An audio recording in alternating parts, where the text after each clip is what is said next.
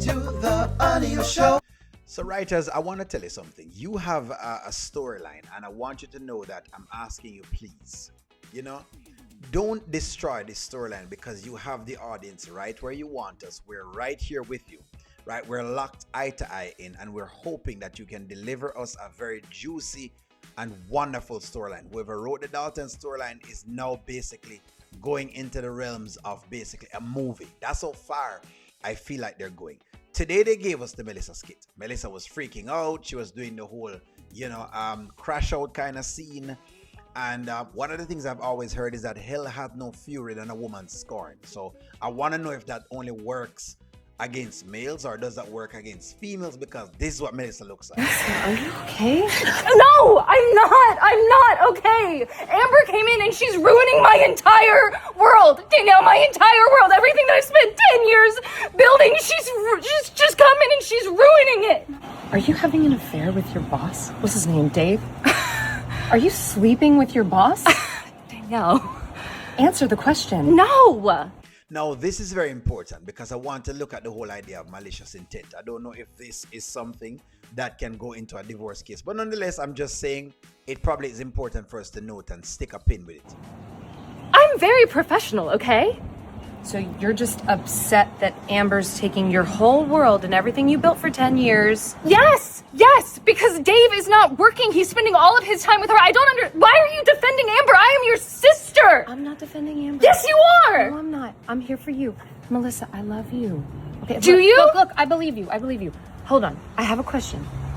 So you're saying they're dealing with each other? Yes. Okay. So did she start dealing with him before or after she asked Anthony for the divorce? It was... Did she ask for the divorce because... Danielle, just let me think. Okay. It was sometime after I introduced her and Dave to help her business. Okay, so that's the integral piece. In Melissa's mind, Amber and Dave has been together sometime after she's introduced them to help with her business. Well, friends, what we have done is I've kind of simulated something for us again, because I love these simulations. For me, that's exactly where I get where the story is going. What are we trying to do? So I tried to see exactly if I could go as close as possible.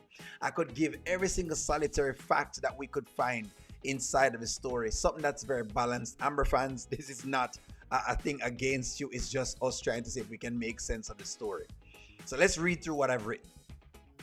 Met my wife. She was cheating up to the day of her wedding. I put that in there because some people can say, well, Oni, why didn't you add that? We still got married. I started cheating with her best friend. We messed around for a year and had a baby together. My wife found out and filed for a divorce. She then canceled the divorce after I begged her forgiveness. She hesitates, but then she forgives me and does not go through with the divorce. Those things happen. We even did a vows renewal. We continued to live together for a year. She forgave her best friend, and we even spent time with the baby together. I did not cheat again. Then one day, she filed for a divorce. Later, I found out that from one of her friends that she met a man who was supposed to do business for our restaurant right before filing for a divorce. A few days after, I noticed that they were seeing each other. I'm now just seeing someone after the fact. So in other words, that's where we're going with that. What is the argument for both attorneys in this case? How could this divorce go? What are the possible outcomes for the divorce settlement? We live in the state of Georgia. Friends, I'm never ever going to get this 110% right. I just have to give something and give us where we're going. So we already know the legal keys in Georgia. We're going to skip over those. So let's look at Anthony's arguments, where Anthony's attorney could argue. Your attorney would likely build a mutual fault wife's renewal, adultery triggered breakdown narrative. So she basically, that's there. Okay. What does that entail?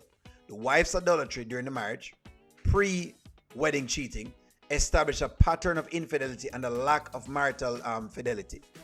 Argue it sets the tone for instability in the marriage. So, first thing, that's why I said, how relevant is the Anthony thing right up to the day of her wedding? Because now again, Melissa is the key to this. And why Melissa is key? Because Melissa hold the important information at the tail end of the marriage. Next argument point.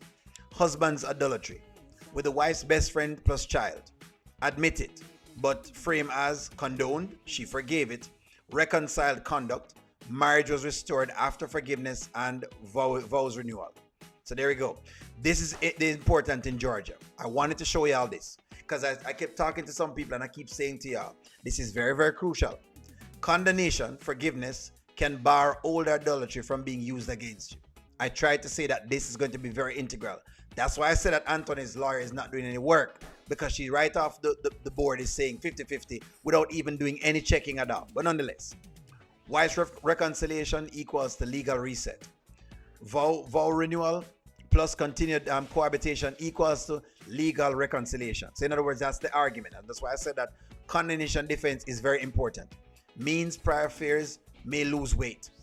That's what I was talking about. When I said that the whole idea with the baby thing may have some level of weight being lost from it, I'm telling you why I'm saying Anthony's attorney could actually argue this. Wife's later affair, business partner. This is your strongest point. Adultery during an intact marriage after reconciliation occurred before separation filing. You imply it started before she filed. So this is the big piece. It's how Melissa frames this. It's if they can get Melissa to testify. If Melissa can't testify and cannot offer a testimony to this divorce, then the argument itself with Dave collapses. The Dave argument only has any weight as far as Melissa takes it. So Melissa is going to be key as far as that is concerned. Next thing here, your attorney would argue she re-engaged in adultery while still married. She is the party causing the final breakdown. So this would be something that they'd have to actually prove. Alimony defense. If she seeks alimony, your attorney argues she committed adultery, barred to alimony under Georgia law. So that's there. Property and credibility leverage. Mutual infidelity argue for. Clean break, equitable split, reduction or elimination of spousal support. Possibly offsetting for misconduct driven financial harm. So harder to prove, but used as leverage. So in other words, there are things that you could actually try in there. That's why I'm saying Anthony's lawyer may need some work in this. Now, what will Amber's attorney argue? Let's go into that, because again, this is not one of those reports that's very, what you call it now? The aim of this is not to say any one side is more right than the other. It's to try to get an idea how to think about this. Again, friends, I'm not an attorney, just so y'all know, right? And nor am I posing as an attorney. We're just trying to see exactly if we can get some ideas as to what this look like in an objective fashion. So the wife's attorney's arguments, her lawyer will try to argue these. Husband's adultery was severe and destabilizing. Affair with her best friend. Child from affair during marriage. Emotional betrayal and household disruption. So in other words, they're saying Amber could say because of Shayla, it could cause a disruption. So in other words, they're going to come back and say, well, it's actually destabilizing. And the reason why she's doing some of the things is because of that. Condemnation was conditional. They will argue forgiveness was based on trust restoration. Husband violated marital trust structure permanently. Repeated history shows irreparable breakdown. So that's the argument that the attorney could use. Next thing, the wife's later relationship may be. This is crucial, right? Look at this. Her attorney may argue she only became involved after separation was inevitable or effectively occurring, or after emotional abandonment, or after marriage was already dead in substance. Georgia court often attempts adultery only matters if it contributed to the breakdown or occurred before separation in fact. So in other words, again, this is exactly why Melissa is going to be very key, because whatever Melissa says is if she says anything, if she doesn't say anything at all, then it is what it is. So right now, Amber will basically have to befriend Melissa. And I think that's why Amber has said, hey, she has a lot on the line. And if she can keep it between, the two of them, because she knows that if this gets out, this is where the argument starts to go into play.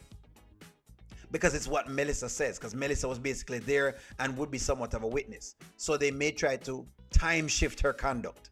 So again, Amber's attorney may try to time shift the conduct to say when the conduct actually occurred. right?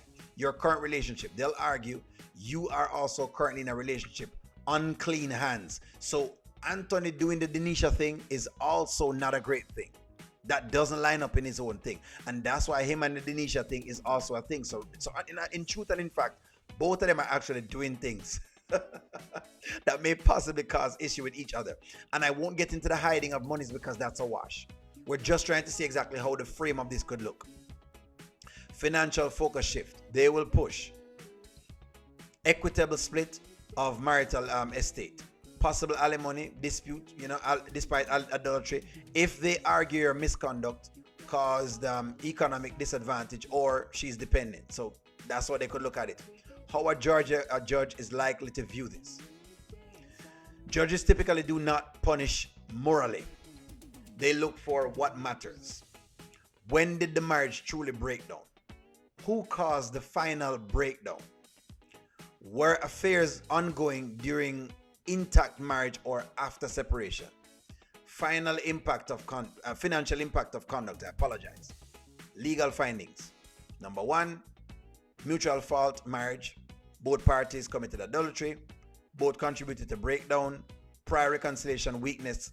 Clean blame arguments. So in other words, what I think Anthony's lawyer's argument needs to be right would be, I think her argument needs to go in and again, I'm not a lawyer, but it needs to go in the line of, hey, but look at this. It looks like Amber basically, left me to go pursue this man.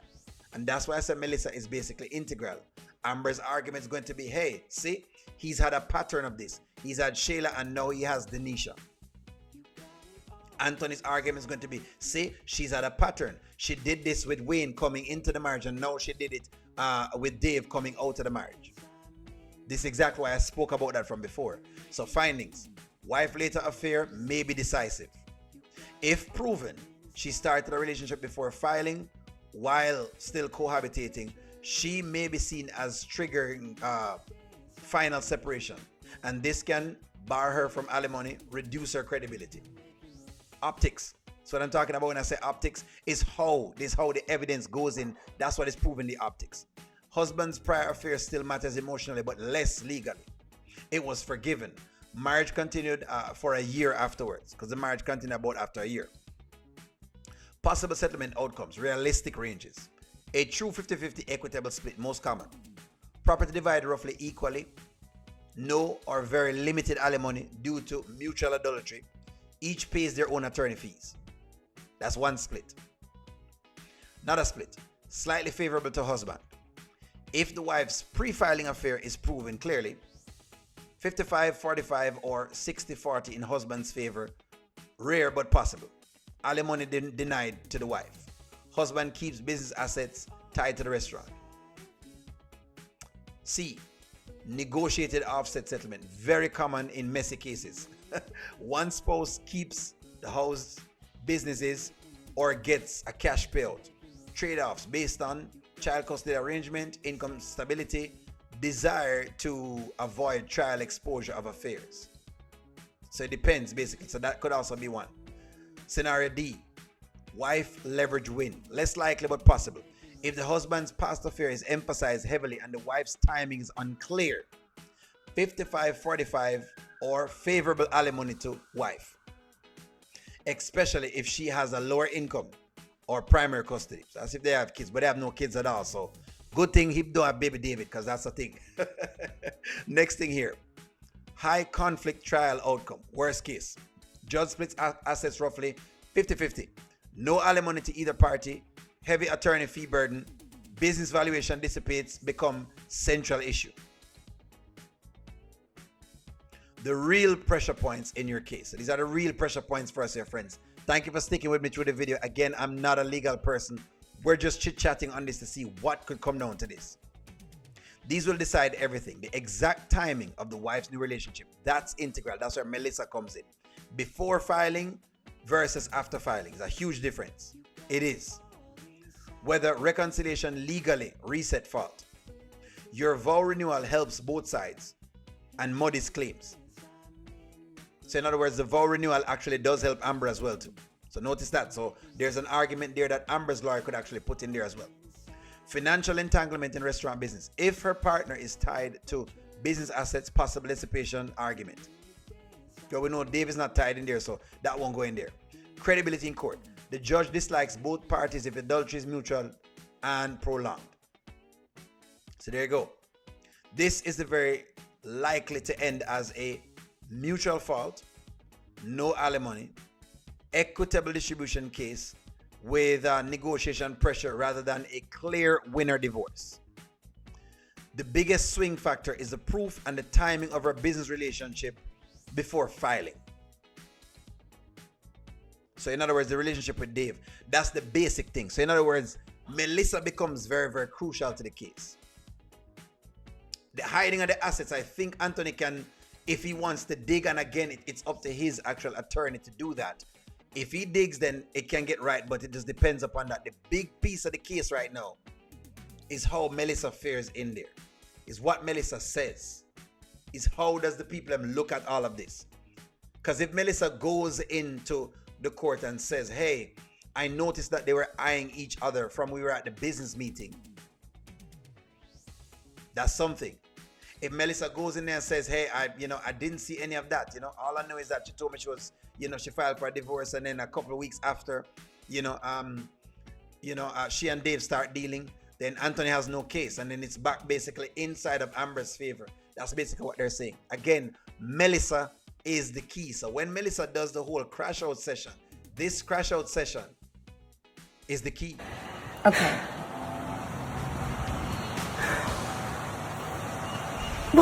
Danielle,